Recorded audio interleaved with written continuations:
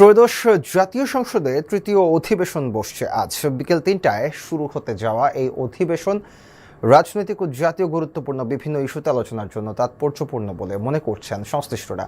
জাতীয় সংসদের chief whip Nurul Islam মনি জানিয়েছেন, এবারের অধিবেশনে সংসদীয় কমিটি গঠনকে সর্বোচ্চ অগ্রাধিকার দেওয়া হবে।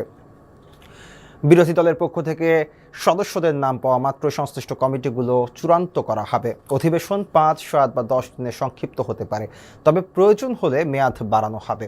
সংসদ সচিবালয়ের সূত্র জানিয়েছে, অধিবেশনের মেয়াদ ও কার্যক্রম চূড়ান্ত করতে আজ দুপুর ২টায় কার্য উপদেষ্টা কমিটির বৈঠক হবে। সূত্রের তথ্য অনুযায়ী অধিবেশন ১২ সেপ্টেম্বর পর্যন্ত চলতে পারে। এবারের অধিবেশনে জাতীয় মানবাধিকার কমিশন আইন, গুম প্রতিরোধ ও প্রতিকার আইন এবং সম্পত্তি হস্তান্তর সংশোধন আইন উত্থাপনের জন্য জমা হয়েছে। এছাড়া ব্যাংক রেজুলেশন সংশোধন আইন এবং র্যাব বিলুপ্ত করে পুলিশের অধীনে বিশেষায়িত বাহিনী গঠনের লক্ষ্যে স্পেশাল রেসপন্স ব্যাটালিয়ন আইন ও উত্থাপনের প্রস্তুতি চলছে। অধিবেশনে আইন শৃঙ্খলা পরিস্থিতি, গ্যাস ও বিদ্যুৎ সংকট সহ বিভিন্ন জনদুর্ভোগের বিষয় জোরালোভাবে তুলে ধরবেন বিরোধী দলীয় সদস্যরা। প্রশাসনের বিভিন্ন সংস্থার দলীয় নিয়োগের অভিযোগ নিয়েও তারা সরব হতে পারেন বলে জানা গেছে।